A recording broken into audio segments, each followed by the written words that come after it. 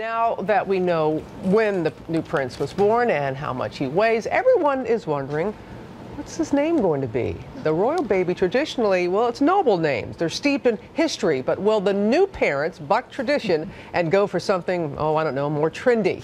Let's go back to Lara now in London with more on that. Hey, Lara.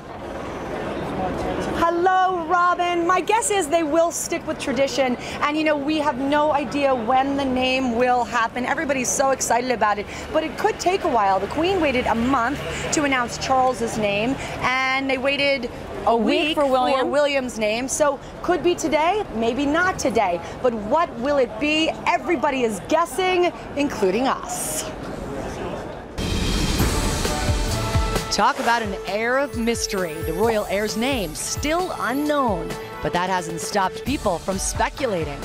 By George, he's got it! By George, he's got it! Actually, George isn't a bad guess. There have been 6 kings of England with that moniker, including Queen Elizabeth's father, George VI.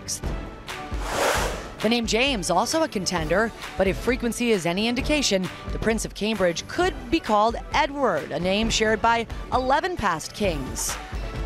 The royal throne has also seen 8 King Henrys, the real name of the newborn's royal uncle, Prince Harry. Of course, there's also the possibility Will and Kate could go with a name not steeped in royal history.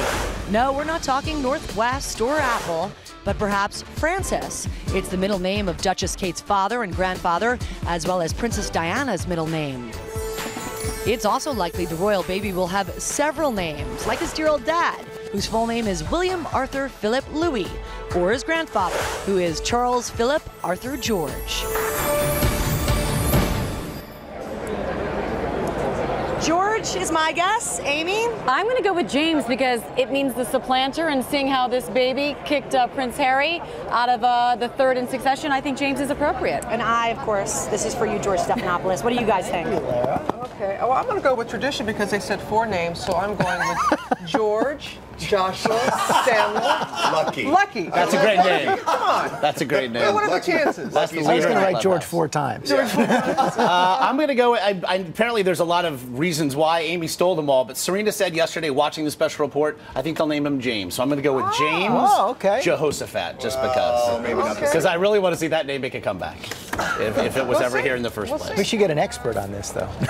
And that would be that man right there. Let's bring in Patrick Jepson, who served as Princess Diana's Chief of Staff and Private Secretary for 8 years. You have 4 names, don't you? I do. It's a terrible English habit, and it's terribly confusing. You know, when you come to America and they say middle initial, you think, take your pick. What are your 4 names? Mine are Patrick, Desmond, Christian, Jeremy. It's literally a name check game for families, older families. Right. And this is what they're going to be looking for with the new baby. You know, they're going to be in there looking for traditional royal names. And there will be some that they feel really have to go in there. I was going to ask you that. Is there any that has to be there as one of the 4? Well, Stephanopoulos, I've heard, is going to be one of them. We're just going to kill this joke. We're going to bang it into the ground. until the very end. But Diana, she followed suit. Yes. I mean, obviously, this is it's almost a tribal thing here. You know, this is not just a celebrity. This is the head of the British tribe that's been born. So the tribe expects to see the familiar names.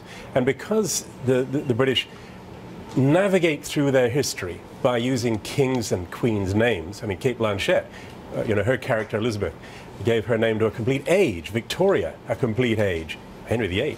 Maybe this new baby, the new king, who will be, after all, the first king of the 22nd century, probably. That's true, right. His name will probably live in history, too, so they're going to have to get it right. Will the Queen, will she have a say?